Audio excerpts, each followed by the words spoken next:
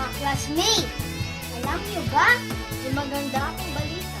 Maririnig at makikita na natin si teacher. Talaga?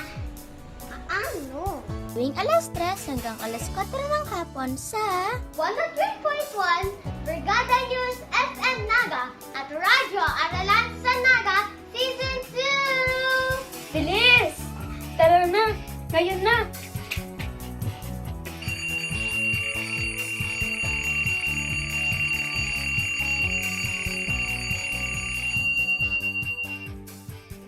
Alas 10 na! Oras na sa Radyo Aralan sa Naga Season 2! Tara na!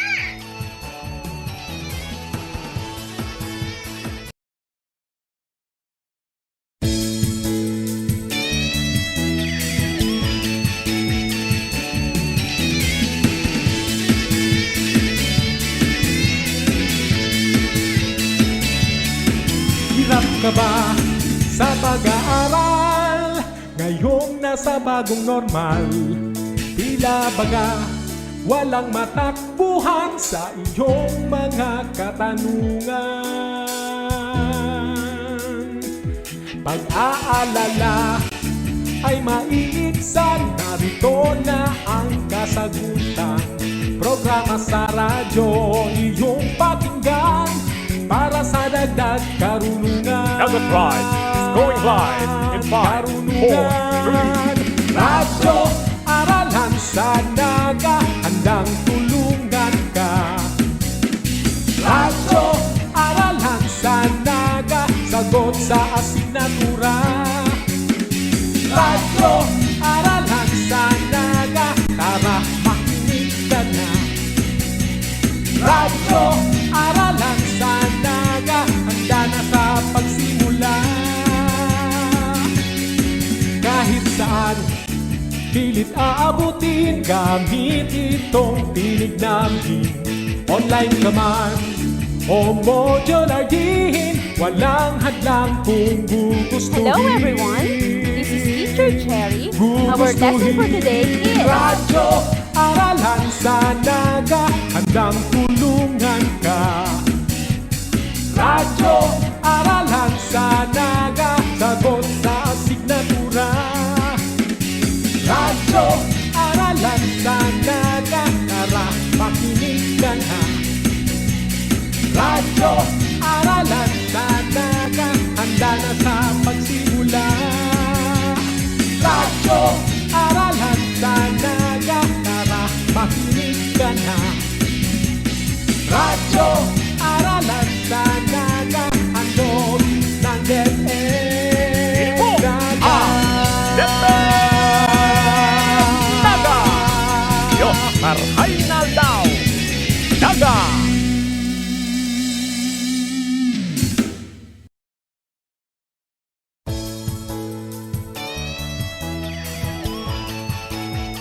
hirap ka ba sa iyong module? Wala kang gadget o di kaya'y mahina ang internet? Tara na! Sabay-sabay tayong makinig, mag-aral at matuto dito sa Radyo Aralan sa Naga Season 2. Hatid sa inyo ng Department of Education, Naga City Division at Brigada 103.1 News FM Naga City, the Music and News Authority. Makakasama ang inyong mga radio teachers sa isang mabisang talakayan ng mga lesson episodes na tiyak na inyong magugustuhan. Lunes hanggang Biyernes, alas 3 hanggang alas 4 ng hapon dito sa Radyo Aralan sa Naga Season 2. Sulong, edukalidad.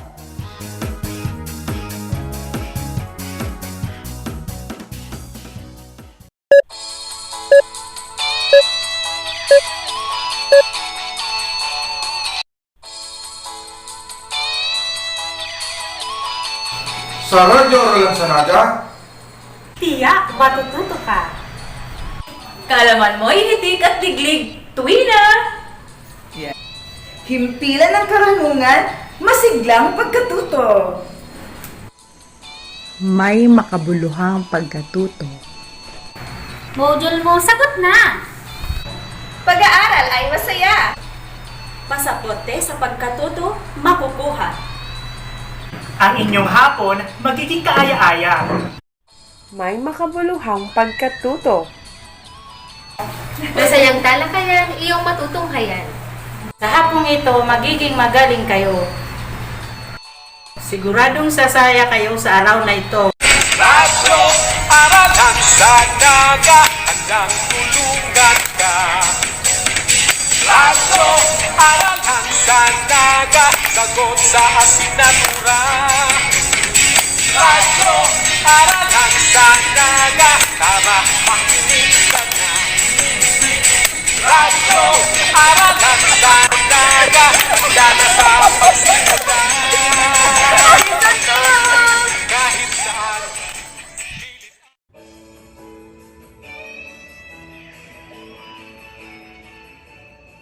According to Secretary Leonor Magtolis Briones, we are going into a new normal because we are creating a brave new world. Hence, despite the pandemic, the students' dreams, your dreams, must continue.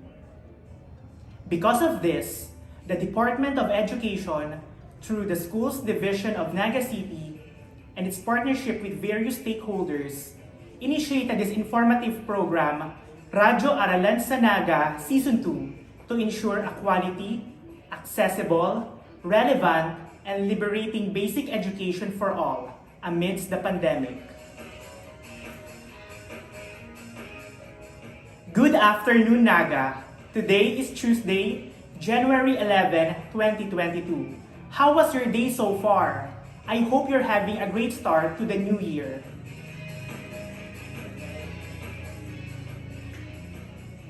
I am Sir Josemari from Julian P. Militon Elementary School, your radio host for today's episode. We are live on 103.1 Brigada News FM. You can also watch this episode via Facebook Live in the official Facebook pages of 103.1 Brigada News FM and Radyo Aralan sa Naga Season 2 Elementary. At this point, I want to acknowledge our listeners and viewers, especially the grade 5 students and their parents. May today's episode provide you with another opportunity to study and discover new things. Let me remind you to sit comfortably and listen attentively near the radio or any gadget which you can use to stream this program. Please make sure that you have with you your notebook or paper, ball pen, and your modules or learner's packet so that you can write down some important concepts from the lessons today. I can already feel your excitement to learn new things today. We start off with Health 5 for today's episode. At the end of the lesson, you are expected to describe the common health issues and concerns during puberty. This will be followed by another lesson, this time in Mathematics 5. At the end of the lesson, you should be able to visualize the ratio of two given numbers.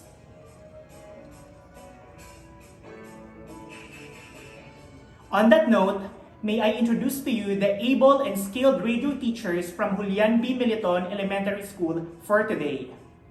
For Health 5, you will be listening to Ma'am DIANNA May M. CASIN. For Mathematics 5, you will be listening to Ma'am MARILYN B. TOSOC.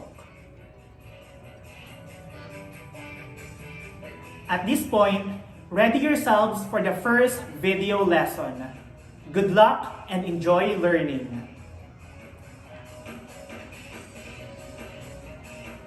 Hapon mga bata, ako si Teacher Dianna May Casin ng Julian B. Militon Elementary School at ako ay labis na natutuwa na makasama kayo sa araw na ito.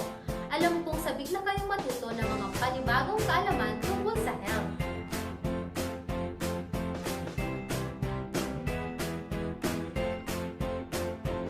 Paalala mo na mga bata, siguraduhin nasa komportable kayong lugar at hawak ninyo ang inyong module sa health, kwaderno o papel at ballpen upang makapagsulat kayo ng mahalagang impormasyon mula sa inyong maririnig o mapapanood.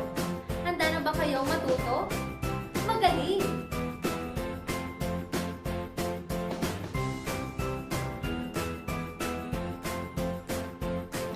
Bago tayo tuluyang pumunta sa ating aralin ngayong hapon, may nais muna akong itanong sa inyo.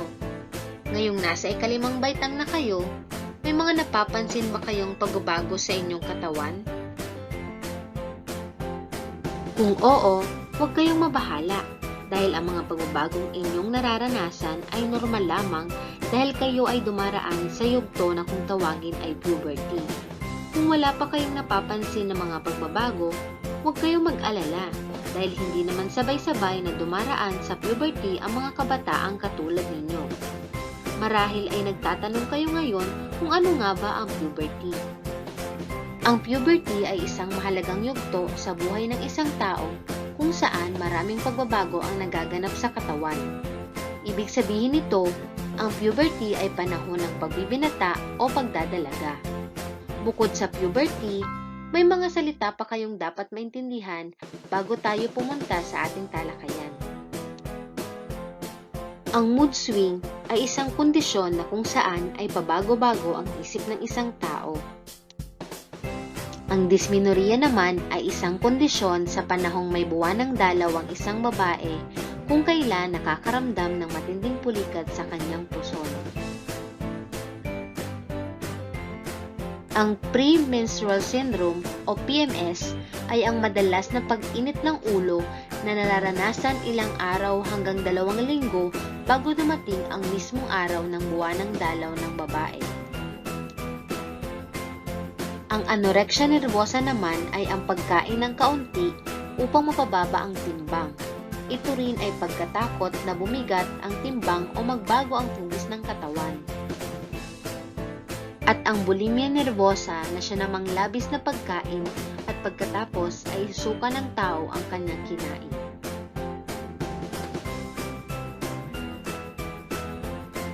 Ang puberty, dysmenorrhea, mood swing, premenstrual syndrome o PMS, anorexia nervosa, bulimia nervosa ay ang mga salitang dapat ninyong tandaan dahil ito ay aking babanggitin sa ating talakayan. Alam mo ba ang mga issue at suliranin na maaari mong kaharapin sa panahon ng iyong pagbibinata o pagdadalaga? Ano-ano ang mga nakikita mo o nararamdamang mga suliranin sa ngayon na ikaw ay nagbabago at lumalaki na? Kung hindi pa, huwag kang mag-alala. Ang mga suliraning nararanasan o mararanasan ay pawang normal lamang sa isang taong nagbibinata o nagdadalaga. Ngayong hapon, pag-uusapan natin ang iba't ibang mga issue at problemang maaari mong kaharapin at maranasan ngayong ikaw ay nagbibinata o nagdadalaga na. Una nating talakayin ang mga isyong may kinalaman sa nutrisyon. Ang nutrisyon ay isa sa mga madalas na kinakaharap na issue lalo na ng mga kababaihan. Madalas na nakakaranas ng pagiging sensitibo ang mga kababaihan dahil mahalaga sa kanila na mapanatili ang isang magandang hugis at hubog ng katawan. Ang sobrang pagnanais na maging payat ay nakakaapekto sa pag-iisip ng isang tao na maaaring mauwi sa pagkakaroon ng mga problema sa pagkain tulad ng anorexia nervosa. Ang pagkain ng kaunti upang mapababa ang timbang. At ang bulimia nervosa na siya namang labis na pagkain at pagkatapos ay isusuka ng tao ang kanyang kinain. Parehong masama sa kalusugan ang mga kondisyong aking nabanggit dahil nagkakaroon ng kakulangan sa nutrisyon ang katawan na sa kalaunan ay magdudulot ng sakit. Ngayon naman, pag-usapan natin ang mga isyong may kinalaman sa pabago-bagong pag-iisip at damdamin. Tama kayo nang narinig. Ang pabago-bago ng pag-iisip at damdamin o mood swing ay normal sa kabataan. Sino sa inyo ang nakararanas nito? Kung meron man, ito ay epekto ng mabilis na delay ng mga hormones na nakakaapekto sa pag-iisip at damdamin. Ito rin ay dulot ng premenstrual syndrome o PMS kung kailan madalas na umiinit ang ulo ilang araw hanggang 2 linggo bago dumating ang mismong araw ng buwanang dalaw ng babae. Ilan sa mga sintomas nito ay mainit na ulo, madalas na pagkayamot, magagalitin, pabago-bago ng isip, hindi makausap ng maayos, pagiging mapag-isa, matinding kalungkutan, pag-iyak ng labis, pagiging magugulatin at balisa, pagiging sensitibo, papalit-palit na kalungkutan at galit, at labis na pagkain ng carbohydrates gaya ng kanin at tinapay. Ang kawalan ng sariling kakayahan o tamang patnubay na nakakatanda ay maaaring humantong sa kawalan ng kontrol sa pag-iisip at damdamin at maaaring mapunta sa pagkakaroon ng problema sa kaisipan. Kaya naman, kung kayo ay nakararanas nito, huwag mahiyang kausapin ng inyong magulang, kamag-anak o guro tungkol sa inyong mga nararamdaman para kayo ay magabayan ng maayos. Ang ikatlong issue ay may kinalaman sa pag-aalaga ng katawan. Bilang isang mag-aaral sa ikalimang baitang, ano-ano ang mga paraan upang alagaan ng iyong katawan? Tama! Ang pagpapaligo at pagsisipilyo ay ilan lamang sa paraan upang alagaan ang inyong mga katawan at hindi makaranas ng mga sumusunod na issue. Una ay ang pagkakaroon ng amoy sa katawan. Ang pagiging aktibo ng katawan kasama na ang paglabas ng pawis at langis sa katawan ay nakakapagdulot ng mabilis na pagdami ng mikrobyo. Ang mga sintomas na maaaring mikrobyo sa katawan ay ang pangangasim ng katawan, malagkit na pakiramdam, at mabahong amoy. Ang pagkakaroon ng amoy sa katawan ay pinagsisimula ng mga tuksuhan na nagdudulot ng pagiging mahiyain at ayaw makihalubilo sa ibang tao. Ikalawa ay ang pagkakaroon ng mga tigyawat o pimples. Ang tigyawat ay maliit na butlig sa balat na epekto ng pagbara ng mga labasan ng pawis at langis sa balat.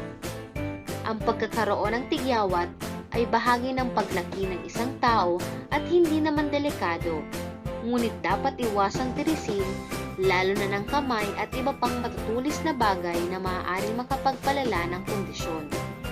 Alalahanin na ang kamay at kung ano pang mga bagay na pantiris ng tigyawat ay hindi laging malinis at baka mas marami pang mikrobyo ang maging sanhi ng impeksyon. Ikatlo ay ang tindig ng katawan. Sa panahon na mabilis ang paglaki ng katawan at buto ng mga kabataan, ay hindi maiiwasan na magkaroon ng suliranin tungkol sa postura ng katawan. Ang postura ng katawan ay madaling maitama sa maagang gulang sa pamamagitan ng pag-upo, pagtayo, paglakad, at pagbuhat ng mga bagay ng tama at maayos.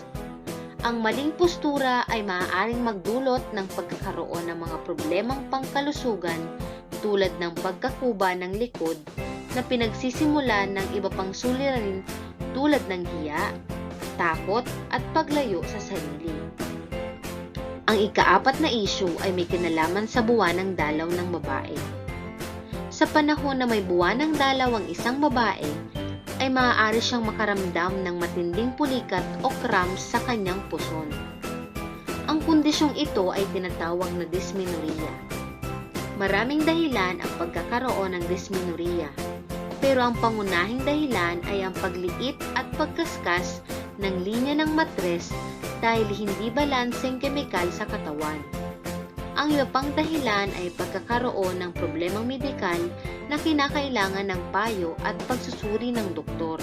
Ang mga sintomas ng dysmenorrhea ay namumulikat na puson, sakit sa bahagi ng puson, sakit sa bandang ibaba ng likod, sakit sa mga hita, pagkahilo na may kasamang pagsusuka, pagtatae, panghihina, at panandali ang pagkawala ng malay.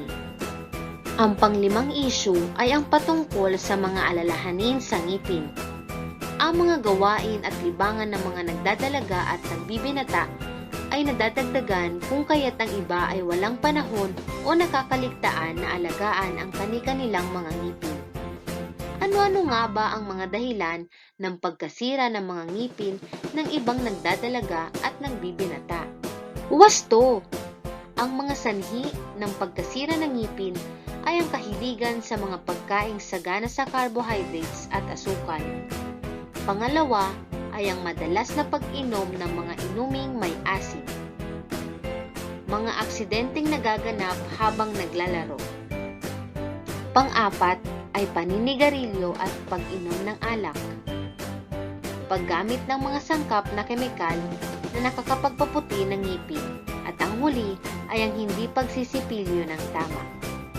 Isa rin sa mga isyu tuwing nagbibinata o nagdadalaga ay ang pagkakaroon ng hindi sapat na tulog. Ayon sa mga pag-aaral, kinakailangan ng 8 hanggang 10 oras na tulog ang isang batang dumaraan sa puberty. Ngunit, ilan sa mga dahilan ng hindi pagkakaroon ng sapat na tulog ay ang mabilis na pagbabagong nagaganap sa kanilang katawan. Maraming pinagkakaabalahang gawain at libangan. Aktibong paglilibang kasama ng mga kaibigan na kadalasang sa gabi ginaganap. At ang pagbabago sa kanilang body clock. Dumako naman tayo sa mga issue tungkol sa maaga at di inaasahang pagbubuntis. Isa sa mga nakakaalarmang pangyayari ngayon sa mga kabataan ay ang maagang pagbubuntis o teenage pregnancy. Ang pagbubuntis ng maaga ay maaaring magdala ng komplikasyon sa kalusugan ng batang ina na pwedeng humantong sa pagkamatay ng ina at ng kanyang sanggol. Bukod dito, maaari din itong magdulot ng pagkakaroon ng sakit o impeksyon dahil hindi pa handa ang katawan sa pagbubuntis. Ang huling issue na ating pag-uusapan ay tungkol sa sexual harassment. Maraming nababalita ng mga kaso ng sexual harassment. Ito ay ang pagliligalig sa isang tao o pangkat ng tao partikular sa tahanan, paaralan, trabaho at iba pang lugar kung saan ang biktima ay pinakikitaan ng mga sexual na motibo. Ang mga sexual na motibo ay maaaring sa pamamagitan ng salita o verbal, di-verbal at pisikal. Magandang malaman ng isang kabataan kung paano siya makakaiwas sa sexual harassment upang magiligtas. Ang sexual harassment ay posibleng mangyari sa bawat isa sa atin, babae man o lalaki. Ngunit ang pag-iwas dito ay laging nakatuon sa pananamit, pangangatawan o sa itsura ng biktima. Ang mainam na solusyon ay ang pagiging mapagmasid sa lahat ng oras at pag-iwas sa mga tao o lugar na maaaring maranasan ito. Mag-ingat lagi, lalo na kung nag-iisa tungo sa kung saan papunta. Sa puntong ito, subukan ninyong sagutan ang post-test na nasa pahina 9 ng inyong module. Panuto. Basahin at unawain ang isinasaad sa bawat item. Mayroon kayong 5 segundo upang sagutan ang bawat tanong. Isulat ang titik ng tamang sagot sa inyong papel. Malalaman nyo ang sagot pagkatapos natin sagutan ang bawat katanungan. Unang tanong. Ang mga sumusunod ay sintomas ng premenstrual syndrome maliban sa isa. Alin ang hindi sintomas ng PMS? A. Pagiging masayahin. B. Pagiging mapag-isa. C. Pagiging sensitibo. D. Pag-iyak ng labis.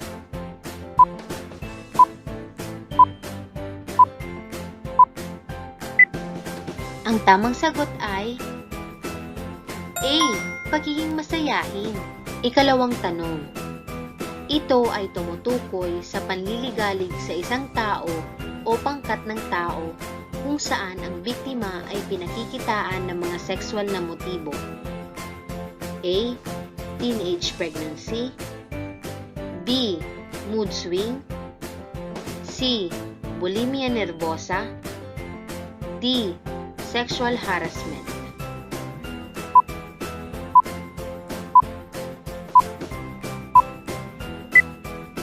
Ang tamang sagot ay D. Sexual harassment. Ikatlong tanong. Alin sa mga sumusunod ang hindi hindi naglalarawan sa nararamdaman ng isang babaeng nakakaranas ng dysmenorrhea? A. Panghihina. B. Pagtatae. C. Magagalitin. D. Pagkahilo.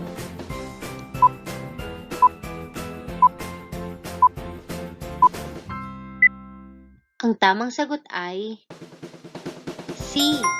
Magagalitin. Ika-4. Bakit kadalasang hindi nagkakaroon ng sapat na tulog ang isang taong nagdadalaga o nagbibinata? A. Maraming pinagkakaabalaang gawain. B. Madalas na paglilibang na umaabot hanggang gabi. C. Nakakaranas ng mabilis na pagbabagong nagaganap sa katawan. D. Lahat ng nabanggit.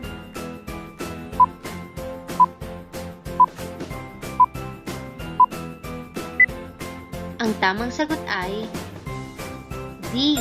Lahat ng nabanggit. Ika-5 at huling tanong. Alin sa mga ito ang dahilan ng pagkasira ng ngipin ng isang nagbibinata o nagdadalaga? A. Kakulangan sa tulog.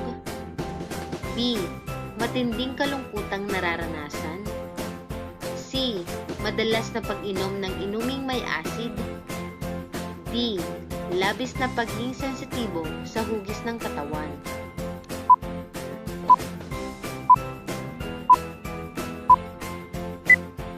Ang tamang sagot ay C.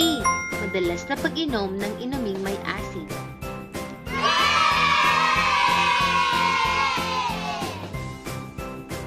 Ang yugto ng pagdadalaga at pagbibinata ay yugto ng kalituhan. Hindi lamang sa iyong sarili, kundi sa mga taong nasa sapat na gulang sa iyong paligid. Alam kong nararamdaman mo na ang napakaraming pagbabago sa iyong sarili sa yugtong ito ng iyong buhay. Sa iyong pangangatawan, sa iyong damdamin, at sa iyong pakikitungo sa iyong kapwa. Gaano man kalaki ang hamon sa iyo nito, kailangan mong kaharapin ang mga ito. Kailangan, handa ka at taglay mo ang mga kaalaman na makatutulong sa iyo upang maging matatag ka sa iyong pagharap sa hamon ng pagdadalaga at pagbibinata. Mahalagang maunawaan mo na ang bawat tao ay may inaasahang kakayahan at kilos sa bawat yugto ng buhay na dapat tugunan o gampanan. Kailangan ito upang malinang ang kanyang kakayahan at matamo ang kaayusan sa pamayanan. Mahalagang kilalanin ang mga inaasahang pagbabago, kakayahan at kilos na ito sa yugto ng pagdadalaga at pagbibinata.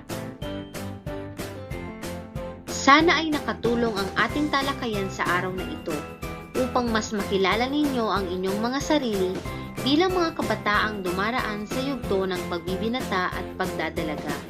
Huwag kayong mabahala sapagkat ang iba naman sa mga isyu ng paghahanap ng maaasahan at mapagkakatiwalaang tao o grupo ng mga tao na makakatulong sa mga problemang maaaring makapahamak sa iyo. Ngayong alam niyo na ang mga isyong pangkalusugan, kaakibat ng pagdadalaga at pagbibinata ay madali niyo nang masasagutan ang mga pagsasanay sa module. Maraming salamat sa pagiging aktibong mag-aaral at binabati ko kayo sa inyong ipinakitang tiyaga.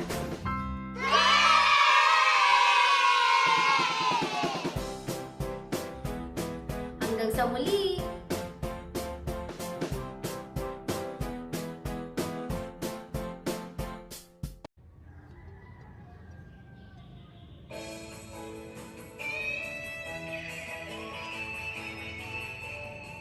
Thank you so much, Ma'am Diane, for a very inclusive discussion about the common health issues and concerns during puberty. So our grade 5 listeners and viewers, did you learn something? Very good! Always remember that puberty starts when a child's body begins to develop and change as they become an adult. Your body goes through a lot of changes that happen slowly over time. Puberty is a healthy and normal part of growing up. It is a process that usually happens between ages 10 and 14 for girls and ages 12 and 16 for boys. But it's different for everyone, so don't worry if you reach and experience puberty before or after your classmates and friends. At this point, I hope you are still tuning in because the next radio teacher, Ma'am Marilyn, will be giving you an interesting lesson in Mathematics 5 about ratio. Again, listen attentively and enjoy learning. Good afternoon, kids! Welcome to another episode of Radyo Aralan sa Naga Season 2. This is a 20-minute radio broadcast of new and exciting learning episode in Mathematics 5. I hope everybody is fine and ready for our lesson today. I am teacher MARILYN B. TOSOC of Julian B. Militon Elementary School, your radio teacher this afternoon. Before we start, look for a place where you can sit comfortably as you listen attentively. Have your ball pen, notebook, and module or learner's pocket in Math 5 ready so you can write down important notes as we discuss the lesson today. We are now in Quarter 2, Week 7. The lesson for today will help you gain understanding and test your ability to visualize the ratio of two given numbers and give importance to it.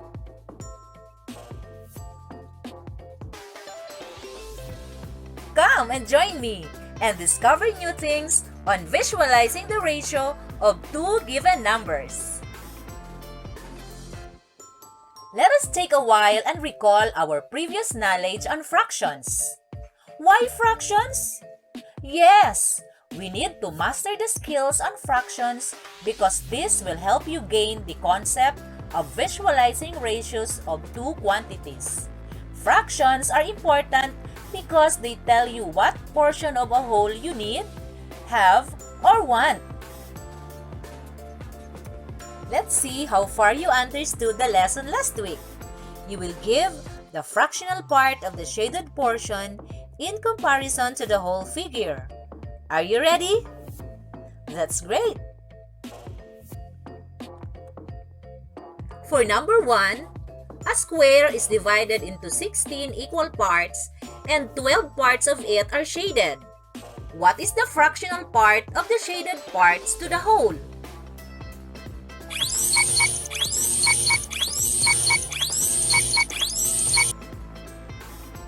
If your answer is 12/16 and simplified to 3/4, you are correct! For number 2, a rectangle is divided into 24 equal parts and the shaded parts are 12 of it. What is the fractional part of the shaded parts to the whole?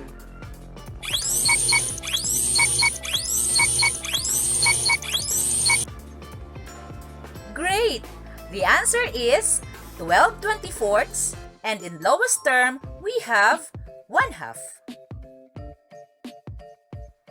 Before proceeding any further, let's try to answer the following. You are given 4 options, A, B, C, and D. Select the letter of your best answer and write it on your paper. Let's start! During the enhanced community quarantine, the local government units made sure that the residents of the barangays were provided with relief goods and other essential items to prevent people from getting sick with the coronavirus.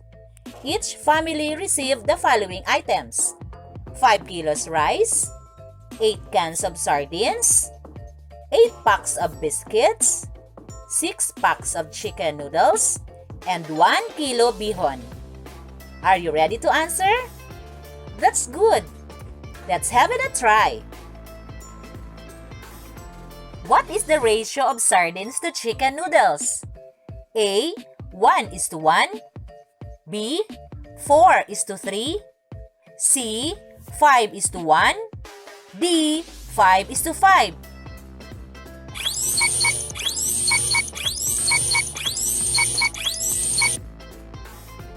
The answer is B, 4:3. What is the ratio of packs of biscuits to sardines? Is it A, 4:3, B, 4:4, C, 4:8, or D, 1:1?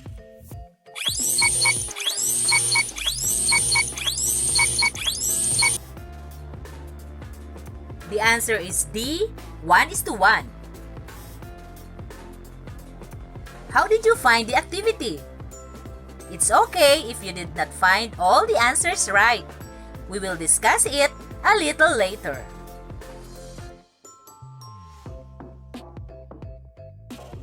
Before we start the lesson, let us first identify some words you need to know. What is a ratio? Ratio is a comparison of two quantities. For example, in the previously given pretest, the ratio of rice to bihon is 5:1. The ratio has two parts, the antecedent and the consequent. Antecedent is the first term of the ratio. Consequent is the second term of the ratio. There you go. We have learned new words. In the previous lessons, you were taught how to determine fractions.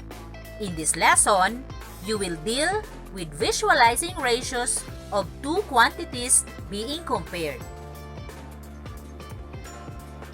You will also be able to write a ratio in three forms, using the word is to, using a colon form, and fraction form.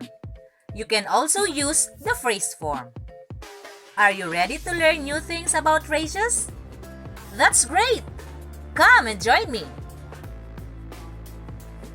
Take note that a part is a piece of something or one thing in a particular group, and that a whole represents all the combined pieces of something or all the items belonging to a particular group. As what I mentioned earlier, we can represent a ratio in three forms, using the word is to, using a colon form, and fraction form. If necessary, you can also use the phrase form. For example, in grade 5 Mabini class, there are 18 boys and 20 girls. What is the ratio of boys to girls? We can represent the ratios in three forms. In word form, we can say 18:20.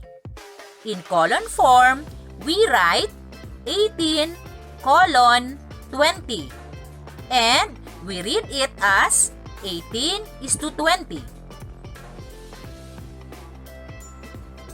And in fraction form, we write 18/20ths, meaning for every 18 boys, there are 20 girls.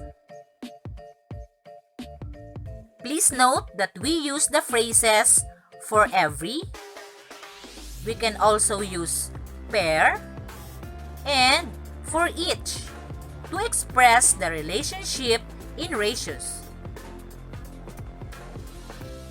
We have here food items which were distributed to every household as part of relief operations and donation drives of the local government unit. Can we write ratios using them? If your answer is yes, you're doing great. We can write or form ratios because all of the items belong to a particular group. And what is that? Correct! All of them are goods or food items. Here are the food items. There are 6 eggplants, 4 canned sardines, 1 squash, 4 pieces sayote, 2 whole dressed chickens, and 1 sack of rice.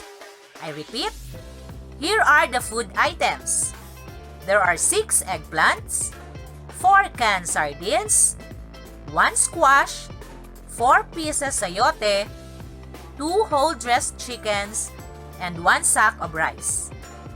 Using the food items from the given situation, let's process the concept of the lesson applying the different ways in writing a ratio. Let's try. How many whole dressed chickens are there? Yes, there are 2 whole dressed chickens. How many eggplants? Very good. There are 6 eggplants. What is the ratio of whole dressed chickens to eggplants? Note that we write ratios in 4 forms. What are your answers? Great! In word form, 2:6. In column form, 2:6. In fraction form, 2/6. And in phrase form, we can say that for every 2 whole dressed chickens, there are 6 eggplants. Did you get it right? That's amazing!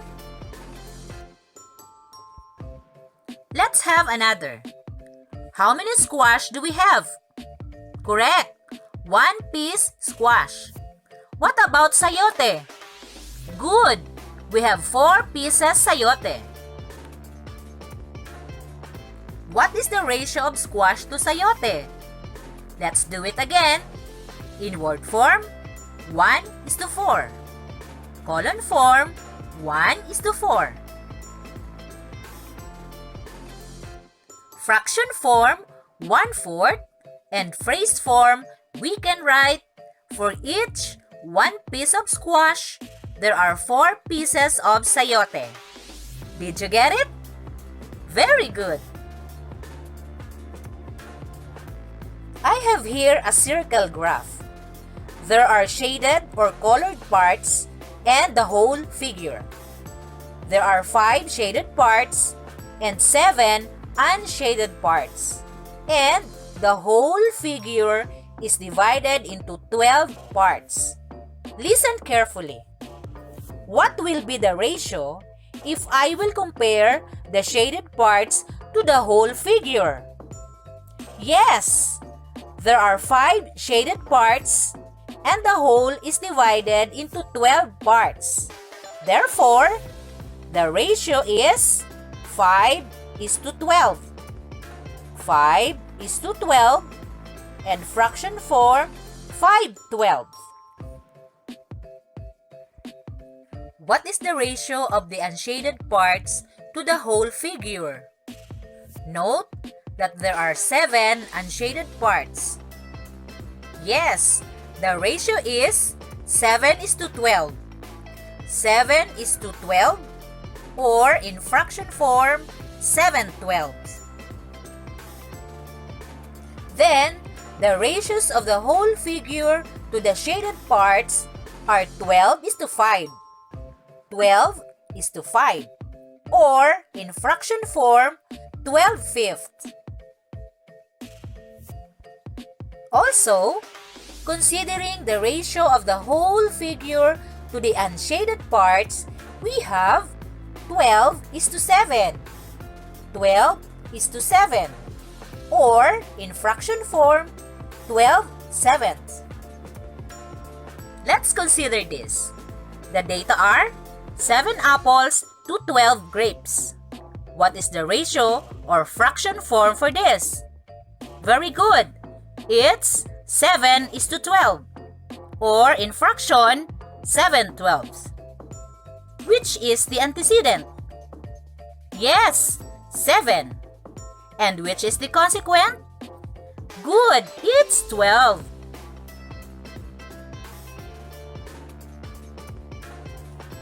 Do you still have your paper and pen with you?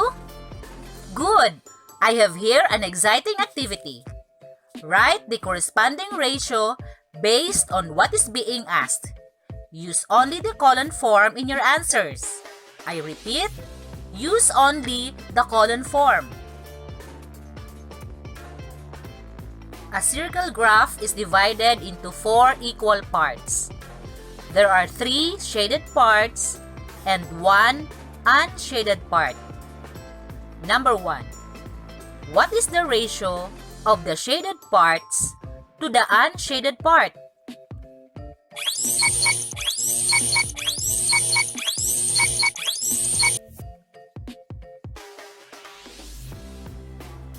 What is the ratio for this? Great! It's 3:1.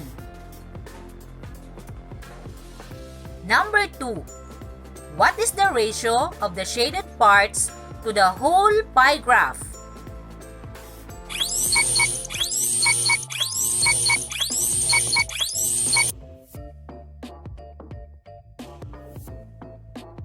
If your answer is 3:4, you got it right! Number 3. What is the ratio of the unshaded part to the whole pie graph?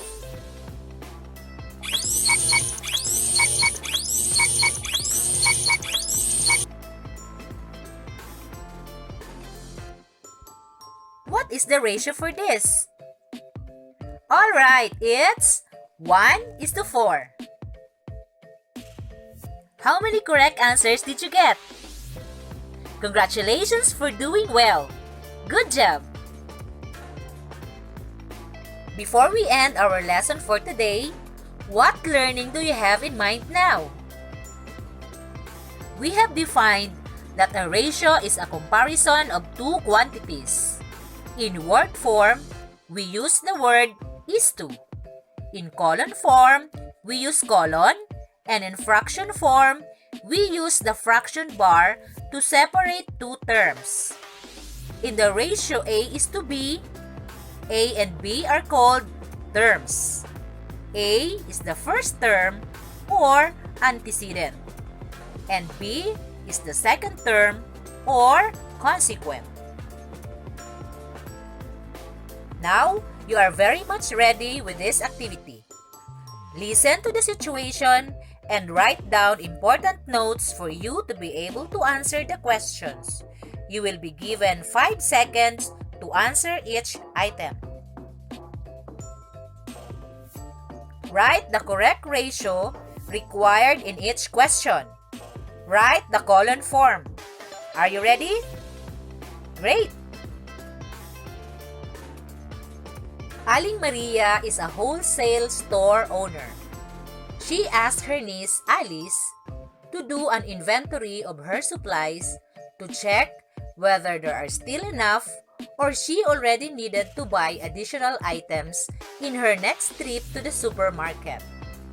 These are the things left in her store listed by Alice: 3 packs biscuits, 5 cans of corned beef, 8 bars of soap, 23 pieces pencils, 12 notebooks, 5 boxes crayons, 8 sachets of coffee, 9 pads of paper, 10 pieces lollipops, 25 pieces chocolate candies, and 4 cans of sardines. Number 1. What is the ratio of pencils to bars of soap?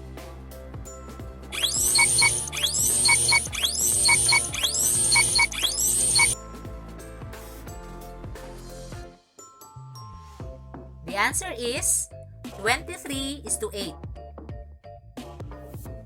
Number 2. What is the ratio of biscuits to corned beef?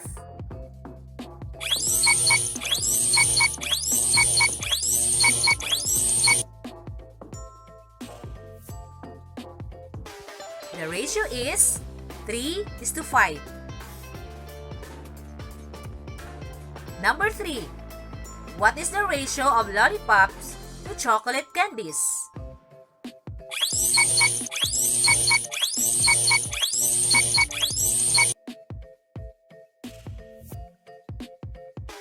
The answer is 10:25.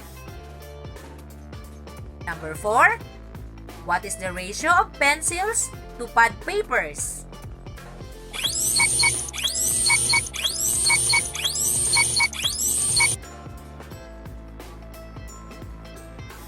The ratio is 23:9. And number 5. What is the ratio of corned beef to sardines?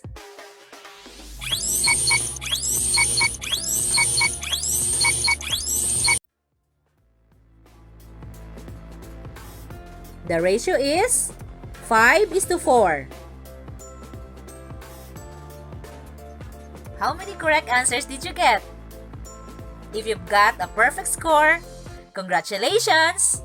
But if not, don't worry, we have enough activity that you can still try. Alright, there you have it, kids! We are done with our lesson episode today. You may continue practicing your skills in visualizing the ratio of two quantities. For your additional activities, check it out in your modules and in your learner's packets.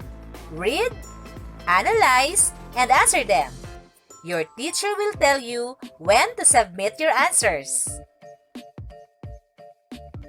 I just hope everyone has learned and enjoyed the lesson episode for today.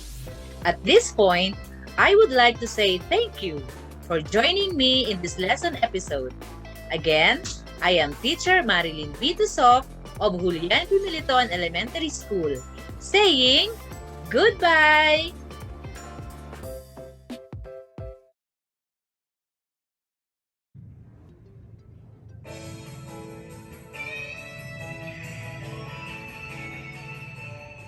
Thank you so much, Ma'am Marilyn, for a very clear discussion about visualizing the ratio of two numbers. Kids, can you still remember what the teacher said regarding ratio? Well done! Always remember that ratio is a helpful tool for comparing things with each other in mathematics and in real-life situations. They occur frequently in daily life and help simplify many of our interactions by putting numbers into a perspective. Ratio is a comparison of two quantities. There are three ways of writing ratio. It can be written in word form, in column form, and in fraction form. Moreover, in the ratio A is to B, A and B are the terms, where A is the first term or antecedent, and B is the second term or consequent. If you still want to clarify some concepts which were discussed by our two radio teachers, you can read them in the discussion found in your module or learner's packet in Health and Mathematics 5.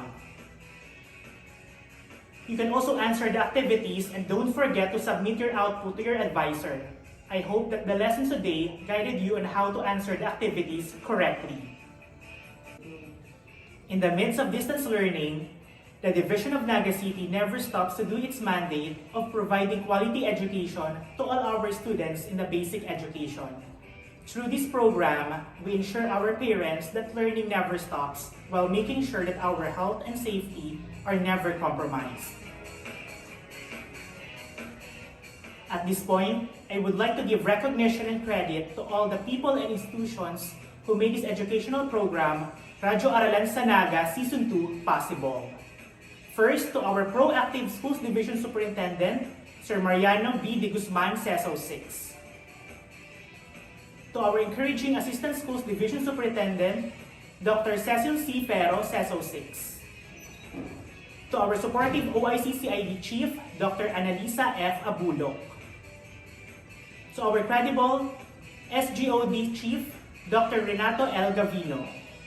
I would also like to acknowledge all the committed education program supervisors, especially to Dr. Elvin B. Monroy, EPS 1 in MAPEH, and Dr. Noel A. Balares, EPS 1 in Mathematics. So our responsive Public Schools District Supervisor for District 6, Dr. Mary Ann A. Papica. So our Goal-Oriented Division RBI Coordinator for Elementary, Sir Jarme D. Tumotorgo.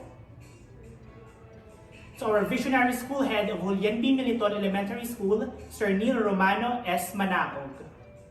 Also a big shout out to 103.1 Brigada News FM, especially to Station Manager Ma'am Kim Riolo, to their Technical Department Head, Sir Arvin De Los Santos, and I would also like to acknowledge the JDMES RBI team, headed by the Enthusiastic RBI Coordinator, Ma'am Vernalie R. Sinogba.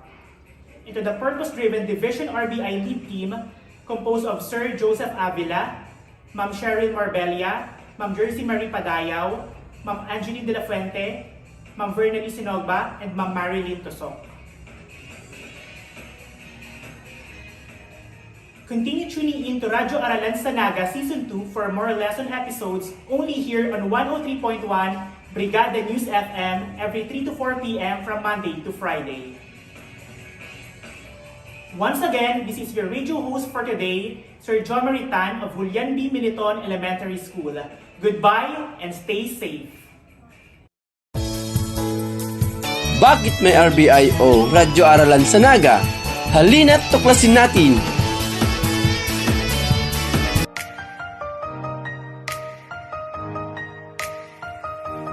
Ang Radyo Aralan sa Naga ay isang napakalaking tulong sa mga mag-aaral ng lungsod ng Naga. At dahil dito, sigurado tayo na maiangatid sa bawat bahay ng lungsod ang kalidad ng edukasyon. Congratulations! Radyo Aralan sa Naga Season 2. Masasabi ko po ang RBI, nakakatabang talaga po ini sa tuya, lalo na bilang magurang din, hindi po sa Central 1, ang ate ko po nag-eskwela. Nakakatabang po ini para matauan pa ni yung quality education. Ang Radyo Aralan, dakulan tabang sa mga arbing kakian para dakol manodan. Kaya madyana, sabay-sabay kitang magdamog asin magdalas sa Radyo Aralan sa Naga Season 2. Ang Radyo Aralan sa Naga ay malaking tulong sa aking pag-aaral dahil mas naintindihan at nasusundan ko ang mga aralin sa module. Masaya rin ako dahil naririnig ko ang boses ni teacher na para na rin akong nasa loob ng aming silid-aralan. Kaya naman, aking aabangan ang lesson episodes ngayon sa Season 2 ng Radyo Aralan sa Naga. Dahil sa Radyo Aralan, walang batang may iwan. Maraming salamat po sa DepEd Naga sa paghandog ng Radyo Aralan sa Naga.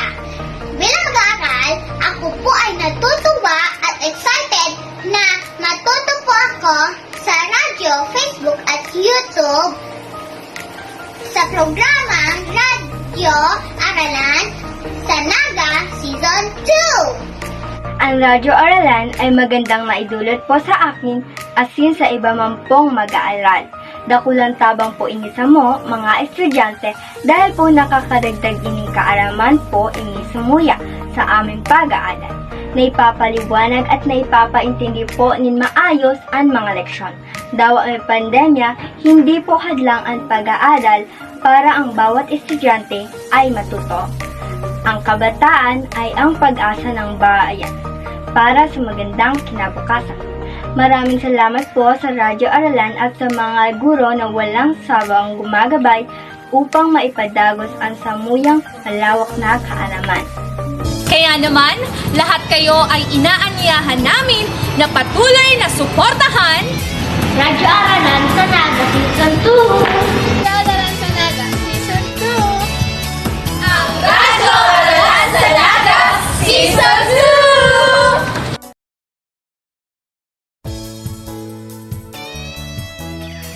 2! Inyong napakinggan ang mga learning episodes.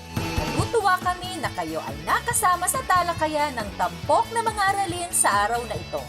Hangad namin ang inyong pagkatuto. Hanggang sa muli, sa ganitong oras dito sa Radyo Aralan sa Naga Season 2.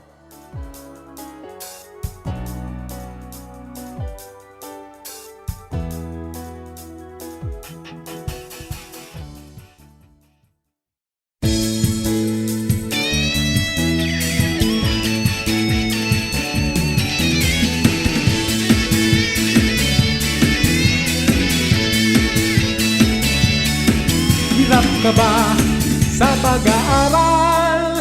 Ngayong nasa bagong normal, tila baga walang matakbuhan sa iyong mga katanungan. Pag-aalala ay maiiksan, narito na ang kasagutan. Programa sa radyo, iyong pakinggan para sa dagdag karunungan. Naga Pride is going live in 5, 4, Radyo Aralan sa Naga, tara makinig ka na. Radyo Aralan sa Naga, handa na sa pagsimula. Radyo Aralan sa Naga, tara makinig ka na. Radyo Aralan sa Naga, handog ng DepEd Naga. Naga! Yo, marhay na daw! Naga!